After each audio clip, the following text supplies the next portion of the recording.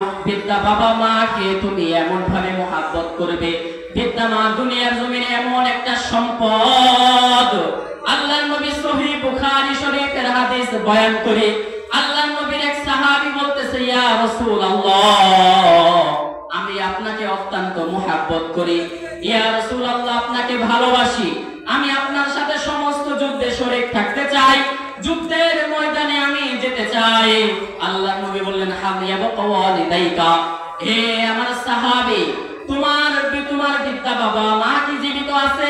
ওই সাহাবী বলেন, নাম ইয়া রাসূলুল্লাহ, বালা ইয়া রাসূলুল্লাহ, আমার বাবা মা তো দুনিয়াতে জীবিত আছে। আল্লাহর নবী বললেন, হে আমার সাহাবী, কান খুলে শুনে নাও, তুমি যদি বাবা মার খেদমত করো, তুমি যুদ্ধে যাওয়ার সওয়াব তুমি বাবা মার খেদমতের মধ্যে পেয়ে যাবে। সুবহানাল্লাহ বলেন। মুসলিম শরীফের উপর একটা হাদিস বলতেছি, আল্লাহর নবী বললেন, রহিমান ফুহু, ওই ব্যক্তি জাহান্নামী। আল্লাহর নবী আবার বললেন, রহিমান ফুহু, ওই যুবক জাহান্নামী। আল্লাহর নবী আবার বললেন, ওই যুবক জাহান্নামী, ওই যুবক ছেলে জাহান্নামে যাইবে। আল্লাহর নবী বললেন, মানে হিয়া ইয়া রাসূলুল্লাহ, কোন সন্তান জাহান্নামে যাবে? আপনি কাকে জাহান্নামী বললেন? কোন বান্দাকে জাহান্নামী বললেন? কোন যুবক সন্তানকে জাহান্নামী বললেন? আল্লাহর নবী বললেন, হালিয়া ওয়ালিদাইকা আও কিলাহুমা আও কিলাইহিমা ওয়া লাম ইয়াদখুলিল জান্নাহ, যে যুবক সন্তানের পিতা বাবা মা দুনিয়ার মধ্যে জীবিত আছে, পিতা বাবা মা জীবিত আছে, বার্ধক্য অবস্থায় বাবা আমাকে পেয়েছে, কিন্তু বাবা আমার খেদমত করে জান্নাত অর্জন করতে পারে নাই, এমন যুবক সন্তানের জন্য আমি জাহান্নামের দুঃসংবাদ দিতেছি। নাউযুবিল্লাহ বলেন। এই জন্য আল্লাহর নবীর সাহাবায়ে কেরাম বাবা আমাকে অত্যন্ত মহব্বত করতেন, ভালোবাসতেন, বাবা আমার কথা অত্যন্ত সুন্দরভাবে মেনে চলতেন। বাবা আমার কথার মধ্যে দুনিয়া এবং আখিরাতের কল্যাণ রয়েছে, দুনিয়ার বালা মুসিবত থেকে রক্ষা পাওয়া যায়। এই ব্যাপারে আমি কয়টা ঘটনা আপনাদের সম্মুখে বয়ান করব, সময় তো খুবই সংক্ষিপ্ত। আল্লাহর নবী হাদিস সহিহ হাদিসের মধ্যে বলেন, সালাসাতুল্লাহ শাক্কা ফিন্না দাওয়াতুহুম, তিন ব্যক্তি এমন রয়েছে যাদের দোয়া কবুল হয়ে যায়, কোনো সন্দেহ নেই। আল্লাহর নবী বললেন, তিন শ্রেণীর মানুষ এমন আছে যাদের দোয়া আসমানের মালিক কবুল করে নেয়, কোনো সন্দেহ নেই। তিন শ্রেণীর মানুষ এমন রয়েছে যাদের দোয়া আল্লাহ আসমানের মালিক ফেরত দেন না, লা শাক্কা ফিহিন্না, এর মধ্যে কোনো সন্দেহ নেই। এবার আল্লাহর নবী বললেন, এক নাম্বার হলো দাওয়াতুল মুসাফিরি, মুসাফির বান্দার দোয়া। এই যে দিনই মজলিস হইয়া গেছে, দূর দূরান্ত থেকে আলেমরা আসবে, বয়ান করবে, এই আলেমরা কিন্তু এখন মুসাফিরের হালতে। শরীয়তের হুকুম হলো এখন আলেমরা মুসাফির, তারা যে দোয়া করবে আমাদেরকে সামনে নিয়ে এটা আসমানের দরবার, আসমানের মালিকের দরবারে কবুল হইয়া যাবে। দুই নাম্বার শ্রেণী হলো, আল্লাহ নবী বলেন, দাওয়াতুল ওয়ালিদাইন, পিতা মাতার দোয়া আসমানের মালিক ফেরত দেন না। বাবা মায়ের দোয়া, বাবার দোয়া যেটাই হোক না কেন আসমানের মালিক কবুল করে নেন। আল্লাহ নবী আরো আশ্চর্যের কথা বলেন, আসমানের মালিক আল্লাহ আর বাবা মা, এই আসমান জমিনের মধ্যে কোনো পর্দা থাকে না। সুবহানাল্লাহ বলেন। দোয়া কবুল করার ব্যাপারে, দোয়া কবুল হওয়ার ব্যাপারে সহিহ বুখারী শরীফের উপর একটি হাদিস শোনাইতেছি। আল্লাহর নবী বলেন, কানা রাজুল মিন বনি ইসরাঈল, বনি ইসরাঈলের মধ্যে এক ব্যক্তি ছিল, ইসমুহু জুরাইজ, যার নাম ছিল জুরাইজ। জুরাইজ রাহমাতুল্লাহি আলাইহি, কিন্তু তার দিলের মধ্যে আল্লাহর মুহাব্বত অত্যন্ত, আল্লাহর প্রেম, আল্লাহর ভালোবাসা, আল্লাহর প্রেম ভালোবাসা থাকার কারণে জুরাইজ সব সময় ইবাদত করতেন। ঘর সংসার ত্যাগ করে, মানব জীবন ত্যাগ করে তিনি জঙ্গলের মধ্যে মাটি দিয়ে একটি ঘর বানাইছিলেন। মাটির ঘরের মধ্যে তিনি সব সময় আল্লাহর ইবাদত করতেন, সব সময় আল্লাহর জিকির আজগার করতেন, আল্লাহর প্রেম প্রকাশে আল্লাহর জিকিরের মধ্যে হারিয়ে যেতেন। একদিনে জুরাইজের বিদ্যা মা ছিল, বিদ্যা মা হাঁটি হাঁটি পা পা করে জঙ্গলের মধ্যে জুরাইজের দরজার সামনে হাজির। জুরাইজের দরজার সামনে হাজির। এবার বৃদ্ধা মা ডাক দিয়ে বলে, বাবা জুরাইস, ও বাবা জুরাইস, আমি বৃদ্ধা মা তোমাকে দেখার জন্য আসছি, দেখার জন্য আমি এসেছি। ও বৃদ্ধা মা, ও জুরাইস, তুমি ঘর থেকে বের হয়ে আসো একটিবার। তুমি জুরাইস, আমি মাকে দেখো, আমি মা, তুমি সন্তানকে দেখবো, একটিবার তুমি বের হয়ে আসো। জুরাইস বিরক্ত হয়ে বলল, সলাতি ও উম্মি, আমি কি নামাজ পড়বো না মায়ের ডাকে সাড়া দিব? আমি কোনটা করব? তিনি কনফিউশনের মধ্যে পড়ে গেলেন, তিনি দ্বিধাদ্বন্দ্বের মধ্যে পড়ে গেলেন। তিনি বিরক্ত হয়ে বললেন, সলাতি ও উম্মি, আমি কি মার ডাকে সাড়া দিব নাকি আমি নামাজ আদায় করব? এবার জুরাইস মনে মনে সিদ্ধান্ত নিলেন, না ওয়া সলাতি, আমি নামাজই আদায় করব, আমি নামাজই আদায় করব। বৃদ্ধা মা চলে গেলেন। দ্বিতীয় দিন আসলেন, একই কাহিনী হলো, একই ঘটনা ঘটলো। বৃদ্ধা মা বারবার ডাকলো, কিন্তু বৃদ্ধা মার ডাকে জুরাইস সাড়া দিল না। তৃতীয়বার যখন বৃদ্ধা মা চলে এসেছে, ডাক দিয়ে বলতেছে, বাবা জুরাইস, দরজাটা খুলো না, একে একে তিনবার এলাম, তুমি জুরাইসকে আমি একবার দেখবো, আর তুমি জুরাইস, আমি মাকে একবার দেখো, একবার সন্তান দেখা দাও না। ও কলিজার টুকরা সন্তান, তুমি ঘর থেকে বের হয়ে আসো। জুরাইস তৃতীয় দিন বিরক্ত হয়ে একই কথা বললেন, আমি কি নামাজ পড়বো না মার ডাকে সাড়া দিব? বিরক্ত হয়ে এই কথা বললেন, ঘর থেকে বের হলেন না। বৃদ্ধা মা এবার অন্তরের মধ্যে কষ্ট নিলেন, বৃদ্ধা মার অন্তরটা ভেঙে খান খান হইয়া গেছে। এবার বৃদ্ধা মা ডাক দিয়ে বলে, জুরাইস রে, একে একে 3 দিন আসলাম, তুমি তো আমি মায়ের সামনে আসলে না, মায়ের মধুমাখা চেহারা তুমি দেখলে না, আমি মা দিলের মধ্যে ব্যথা নিয়ে চলে গেলাম, আর চলে যাওয়ার সময় বইলা গেলাম, আমি চলে যাওয়ার সময় বইলা গেলাম, জুরাইস রে, আমি মায়ের পবিত্র চেহারা তুমি দেখলা না, আমি তোমাকে বলে গেলাম, আল্লাহ যেন তোমাকে নাপাক কোন মহিলা, ব্যভিচারিণী, জেনাকারিণী কোন মহিলার চেহারা না দেখায়া আল্লাহ তোমারে মরণ না দেয়। নাউজুবিল্লাহ বলেন। মুসলমান ইমানদার দিলের কান লাগাইয়া দেন। এবার বৃদ্ধা মা যখন তৃতীয় দিন এই বরদুয়া দিয়ে চলে গেছেন, বৃদ্ধা মার তো অন্তরটা ভেঙে গেছে। বৃদ্ধা মা যখন চোখের পানি নিয়ে চলে গেছে, কিন্তু বরদুয়া তো আল্লাহ তাআলা কবুল করে নিছেন। যদিও আল্লাহর ওলি, কিন্তু মায়ের বরদুয়া থেকে তো কেউ রক্ষা পাবে না, রক্ষা পাওয়ার মতন বিষয় নয়। বৃদ্ধ মা চলে গেছেন। কয়েকদিন পূর্বে, কয়েকদিন পরে ওই এলাকার মধ্যে এক নাপাক মহিলা সন্তান যখন প্রসব করেছে, অবিবাহিত একটা মহিলা সন্তান প্রসব করার কারণে লোকেরা তাকে জিজ্ঞাসা করলো, এ নাপাক মহিলা, তোমার তো বিবাহ হয় নাই, কিন্তু এই সন্তানের বাবা কে? এবার ওই নাপাক মহিলার মাথার মধ্যে শয়তানের বুদ্ধি চাপলো। শয়তান তাকে মাথার মধ্যে বুদ্ধি দেয়া দিল, তুমি ওই জুরাইজের নাম বলো, যে ব্যক্তি সব সময় মাটির ঘরে থেকে আল্লাহর ইবাদত করে। এবার ওই নাপাক মহিলা বলতেছে, হে লোক সকল, ওই যে জুরাইজ জঙ্গলের মধ্যে মাটির ঘরে ইবাদত করে, বেটা তো ঘরের মধ্যে আল্লাহ আল্লাহ করে, কিন্তু উপরে আল্লাহ আল্লাহ করে, ভিতর দিয়ে অনেক খারাপ লোক। ওই জুরাইজ আমাকে তার ঘরের মধ্যে নিয়ে আমার সাথে মন্দ কাজ করেছে। এই কথা শোনার পর জনগণ তো খেইবা গেছে। মুহূর্তের মধ্যে জনগণ জুরাইজের ঘরের সামনে হাজির। মুহূর্তের মধ্যে জুরাইজের মাটির ঘর কেউ ঘুষি দিয়ে, কেউ লাঠি দিয়ে, কেউ বাঁশ দিয়ে বাইরায়া পুরো ঘর ভেঙে দিয়েছে। জুরাইজের কলার ধরে মাটি হেঁচড়া করেছে, মাটিতে হেঁচড়া দিয়েছে, কেউ ঘুষি দিয়েছে, কেউ লাঠি মেরেছে। বলতেছে, হে বেটা, তুই গোপনে আল্লাহর ইবাদত করিস, আর তুই প্রকাশ্যে আর তুই গোপনে আল্লাহ আল্লাহ করিস। আল্লাহ ভক্ত, তুই আল্লাহর ওলি, এমন একটা ভাব নিয়ে থাকিস, কিন্তু তুই গোপনে এই মহিলার সাথে জেনা করেছিস কেন? এবার জুরাইজ রাহমাতুল্লাহি আলাইহি এই সাধারণ জনগণের কথার কোনো জবাবই দিলেন না। তিনি ডাক দিয়ে বললেন, আমি যদি কোনো মহিলার সাথে জেনা করে থাকি, সেই মহিলা যদি সন্তান প্রসব করে থাকে, যেমনটা তোমরা আমাকে জানাইলে, সেই মহিলাকে আমার সম্মুখে, আমার সামনে নিয়ে আসো, আমার সামনে নিয়ে আসো। মুহূর্তের মধ্যে লোক সকলগুলো ওই নাপাক মহিলাকে ধরে নিয়ে, জোর করে ধরে নিয়ে ওই জুরাইজের সামনে নিয়ে দাঁড় করাইছে। মুহূর্তের মধ্যে আল্লাহ তাআলা আসমান থেকে ইলকা করলেন, হে জুরাইজ রে, তুমি তো অত্যন্ত আমার তুমি তো আউলিয়া কেরামের অন্তর্ভুক্ত, তুমি জুরাইজ তো আল্লাহর ওলি।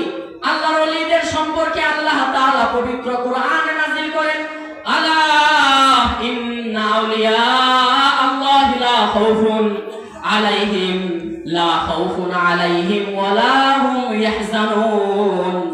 ওলিদের সম্মুখে আল্লাহ তাআলা ওলিদের বিষয় বলেন, আল্লাহ তাআলা বলেন ওলিদের মর্যাদা রক্ষা করা আমি আল্লাহর দায়িত্ব কর্তব্য। ওলিদের সম্মান হলো আমি আল্লাহর চাদর, আর এই চাদরকে নিয়ে কেউ টানা হেঁচড়া করতে চাইলে আমি এই চাদরকে হেফাজত করব।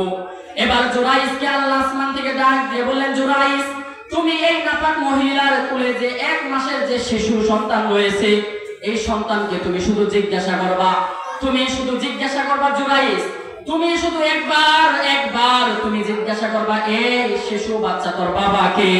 এই ছোট 1 মাসের সন্তানের মুখ থেকে আমি আল্লাহ বের করব এই সন্তানের আসল বাবাকে। সুবহানাল্লাহ বলেন। 1 মাসের সন্তান কথা বলতে পারে কার ক্ষমতায়? কার? আসমানের মালিক কে? জমিনের মালিক কে? পৃথিবীর মালিক কে? আমাদের মালিক কে? আমাদের জীবনের মালিক কে? মুহূর্তের মধ্যে জুরাইজ রাহমাতুল্লাহ আলাইহি এবার ওই শিশু সন্তানকে ডাক দিয়ে বলতেছে, বাবারে, এই শিশু সন্তান, সত্যি করে বল তোর বাবাকে। এবার ওই 1 মাসের সন্তান সত্যি ডাক দিয়ে বলতেছে, লোক সকল, আমার আসল বাবা হলো এই পাশের গ্রামের একটা রাখাল। নাউজুবিল্লাহ বলেন। আমার আসল বাবা হলো পাশের গ্রামের একটা রাখাল, কিন্তু আমার মা এই একজন আল্লাহর ওলি ভালো মানুষকে ফাঁসাইতে চাইছে। কারণ সমাজের মধ্যে মন্দ কাজ হয়ে গেলে যদি কোনো আলেমকে টেক লাগানো যায়, মানুষ খুব বিশ্বাস করে। এটা শুধু এই জামানায় নয়, সেই জামানায় ছিল। পৃথিবীর 1500 বছর ইতিহাসগুলো ঘেটে দেখলে দেখবেন, প্রত্যেক জামানায় যদি মন্দ কাজের পিছনে কোনো আলেমের টেক লাগানো যায়, মানুষ খুব বিশ্বাস করে। এবার ওই শিশু সন্তান বলতেছে, আমার বাবা হইল পাশের গ্রামের এক রাখাল। মুহূর্তের মধ্যে লোক সকল জুরাইজের পায়ে পইরা গেছে। লোক সকল জুরাইজের পায়ের মধ্যে পইরা গেছে, বলতেছে, হুজুর, আমাদের মাফ করে দেন, আমরা অত্যন্ত সম্পদশালী মানুষ, আমাদের সম্পদ দিয়ে আপনি জঙ্গলের মধ্যে মাটির ঘরে কেন ইবাদত করবেন? ও হুজুর, আল্লাহর ওলি আপনি মাটির ঘরে কেন থাকবেন? আমরা অত্যন্ত সম্পদশালী মানুষ, আমরা টাকা তুলে আপনার জন্য স্বর্ণ দিয়ে ঘর বানায় দিব। স্বর্ণের ঘরের মধ্যে আপনি গোপনে আল্লাহর ইবাদত করবেন, আল্লাহর দাসত্ব করবেন, আল্লাহর গোলামি করবেন, আল্লাহর প্রেম আপনি গোপন সোনার ঘরে বসে করবেন। আল্লাহর ওলি জুরাইজ ডাক দিয়ে বলে, লা ইল্লা তুরাব, না, আমার স্বর্ণের ঘরের দরকার নেই, ইল্লা তুরাব, একটি মাটি দিয়ে ঘর বানিয়ে দাও। যেমন ঘর তোমরা আমার মাটির ঘর যেভাবে ভেঙেছ, এই একই রকম ভাবে একটি মাটির ঘর নির্মাণ করে দাও। সুবহানাল্লাহ বলেন। মুসলমান ইমানদার আল্লাহর গোলাম দিলের কান লাগাইয়া দেন, কি বলে কি বুঝাতে চাইতেছি ভালো করে বুঝতে হবে। আমার যুবক ভাই, দিলের কান লাগাইয়া দাও, কি বলে কি বুঝাইতে চাইতেছি ভালো করে বুঝতে হবে রে মুসলমান।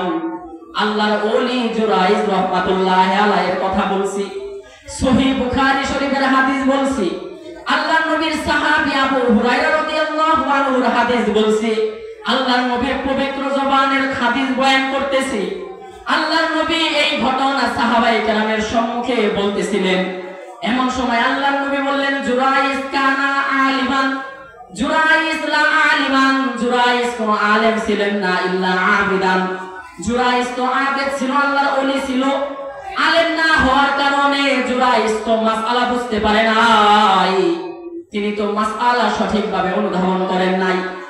তিনি যদি জানতেন অবশ্যই মায়ের ডাকে সাড়া দিতেন, কারণ আমাদের ফিকহের কিতাবের মধ্যে মাসআলা এসেছে, নফল ইবাদতের চেয়ে মা বাবার খেদমত করা উত্তম কাজ হবে। ক্ষেত্র বিশেষ নফল ইবাদত নামাজ, এর থেকে বাবা মায়ের খেদমত, বাবা মায়ের ডাকে সাড়া দেওয়া উত্তম কাজ। কিন্তু এই বাবা মাকে মাইনাস করে চলে এমন নাফরমান সন্তান বাংলার জমিনে নাই। এই জন্য মুসলমান ইমানদার আল্লাহর গোলাম জুরাইজ রাহমাতুল্লাহ আলাইহি আল্লাহর ওলি ছিলেন। কামেল ওলি থাকার পরেও বিদ্যা মায়ের বরদোয়া থেকে বাঁচতে পারেন নাই, বিদ্যা মায়ের বরদোয়া থেকে বাঁচতে পারেন নাই। আল্লাহর নবীর সহিহ হাদিস কিন্তু আমি পূর্বেই বলেছিলাম, 3 ব্যক্তির দোয়া এমন ভাবে কবুল হয়, আসমানের মালিক আর জমিনে ওই বান্দার মধ্যে লা হিজাবুন, কোনো পর্দা থাকে না, লা হিজাবুন, কোনো পর্দা থাকে না। মুসলমান, এর মধ্যে দাওয়াতুল ওয়ালিদাইন, বাবা মায়ের দোয়া আসমানের মালিক ফেরত দেন না। তুমি বিশ্বাস কেন করো না রে যুবক? এর যুবক ভাই, তোমাকে বলতেছি, তুমি এখনো বাবা মায়ের নাফরমানি করতেছ। তুমি আখেরি জামানার পয়গম্বর, আখেরি জামানার পয়গম্বর নবী মুহাম্মদুর রাসূলুল্লাহ সাইয়্যিদুল কাউনাইন আল্লাহর নবীর জবানের পবিত্র কথা তুমি বিশ্বাস করো না। তুমি হাদিসের কিতাব খুলে দেখো না। তোমার হাতের মধ্যে যে মোবাইল রয়েছে, এই অ্যান্ড্রয়েড মোবাইলে তুমি বুখারী শরীফের হাদিস নাম্বার খুঁজে দেখো না। আল্লাহর নবী কি সুন্দর করে তোমাকে পরামর্শ দিয়েছেন। এর যুবক সন্তান, তোমাকেই বলছি ফিরে আসো, তওবা করো, আল্লাহর ইবাদত করো। আল্লাহ তাআলা আয়াতের মধ্যে বলেন, ওয়াকাদা রাব্বুকা আল্লা তা'বুদু ইল্লা ইয়াহু ওয়া বিল ওয়ালিদাইনি ইহসানা। এর আমার বান্দারা, এ পৃথিবীর মানুষ, তোমরা আমি আল্লাহর ইবাদত করবে, অন্য কারো ইবাদত করতে পারবে না। ইল্লা ইয়াহু ওয়া বিল ওয়ালিদাইনি ইহসানা। 2 নাম্বার আমল হলো বাবা মায়ের খেদমত করতে হবে, বাবা মায়ের সাথে সৎ ব্যবহার করতে হবে, বাবা মায়ের হক আদায় করতে হবে, বাবা মাকে সম্মান করতে হবে, বাবা মার সাথে আদব দেখাইতে হবে, বাবা মাকে ভালোবাসতে হবে, বাবা মাকে মোহাব্বত করতে হবে। বাবা মাকে মাইনাস করে দুনিয়ার জমিনে তুমি চলতে পারবে না রে যুবক ভাই। তুমি কঠিন থেকে কঠিন বিপদের সম্মুখীন হবে। বাবা মায়ের নাফরমান সন্তানের জন্য কবরে তো আযাব রয়েছে। দুনিয়ার মধ্যে আসমানের মালিক কখনো বিপদ নাজিল কইরা দেন, কখনো এমন আযাব দিয়া দেন, একমাত্র বাবা মায়ের নাফরমানের কারণে এমন আযাব নাজিল হয় রে মুসলমান। অন্য কোন পাপের কারণে আল্লাহ তাআলা নজর ধরেন না, আল্লাহ ছাড় দেন কিন্তু ছেড়ে দেন না। কিন্তু বাবা মায়ের নাফরমানি করলে আল্লাহ ছাড়ও দেন না। কখনো কখনো তো দুনিয়ার মধ্যে আযাব দিয়ে দেন, কখনো আল্লাহ কবরে আযাব দিয়ে দেন, কখনো আল্লাহ তাআলা তিনি তো আলিমুল গায়ব, কিয়ামতের ময়দানে তিনি জাহান্নামের মধ্যে প্রবেশ করাবেন। এই জন্য আমার শেষ কথা হলো, মুসলমান ইমানদার আল্লাহর গোলাম, কি কথা দিয়ে শুরু করেছিলাম, সূরাতুল বনী ইসরাঈল 23 নম্বর আয়াত। আল্লাহ তাআলা বলেন, পৃথিবীর মানুষ, এ পৃথিবীর মানুষ রে, 1 নাম্বার কাজ হলো আমি আল্লাহর ইবাদত করতে হবে। 1 নাম্বার কাজ হলো আমি আল্লাহর ইবাদত করতে হবে। 2 নাম্বার কাজ হলো বাবা আমার খেদমত করতে হবে, বাবা মায়ের হক সঠিকভাবে আদায় করতে হবে। আল্লাহর ইবাদত ছাড়া কোন মানুষ কিন্তু জীবিত নয়। এবার বলতে পারেন, হুজুর আপনি কেমন হাদিস বয়ান করলেন? আল্লাহর গোলামি না করলে মানুষকে যদি মৃত বলা যায়, এর দলিল আপনি কোন হাদিস থেকে দিবেন? সহিহ বুখারী শরীফ আপনি খুলেন না। সহিহ বুখারী শরীফের মধ্যে আল্লাহ তাআলা বলেন, আল্লাহর নবী বলেন, আল্লাহর নবী সহিহ বুখারী শরীফের হাদিসের মধ্যে বলেন, মাসালুল লাযী ইয়াযকুরু রাব্বাহু ওয়াল্লাযী লা ইয়াযকুরু মাসালুল হাইয়্যি ওয়াল মাইয়িত। যে ব্যক্তি আল্লাহর গোলামি করে আর যে ব্যক্তি আল্লাহর ইবাদত করে না, আল্লাহর গোলামি করে না, আল্লাহর নাফরমানি করে, আল্লাহর ইবাদতের ধারের কাছে যায় না, মাসালু মাইয়িত, সে ব্যক্তি মৃত, সে তো মৃতের মতো। এই জন্য আজ থেকে 800 বছর আগে পৃথিবীর জমিনে একজন জগৎ বিখ্যাত ওলি কামেল ছিলেন, যার নাম হলো আল্লামা মাওলানা জালালউদ্দিন মুহাম্মদ রুমি, যাকে উপমহাদেশে আমরা মাওলানা রুমি বলে চিনি। মাওলানা রুমি রহমাতুল্লাহি আলাইহি বলে গেছেন, এর পৃথিবীর মানুষ হেদায়েত পাওয়ার নিয়তে শুনেন, আমল ধরার নিয়তে শুনেন। মাওলানা রুমি রাহমাতুল্লাহ আলাইহি বলেন, আমি জেনেছি প্রত্যেক প্রাণী মৃত্যুর স্বাদ গ্রহণ করবে, প্রত্যেক প্রাণী প্রত্যেক মানুষ মৃত্যুর স্বাদ গ্রহণ করবে, কিন্তু এর মধ্যে কেবল গুটি কয়েক জীবনের স্বাদ আস্বাদন করবে। মৃত্যুর স্বাদ গ্রহণ করবে সবাই, পৃথিবীর সমস্ত মানুষ মৃত্যুর স্বাদ গ্রহণ করবে, কিন্তু এর মধ্যে থেকে একমাত্র যারা আল্লাহর গোলামি করে তারাই জীবনের স্বাদ গ্রহণ করে।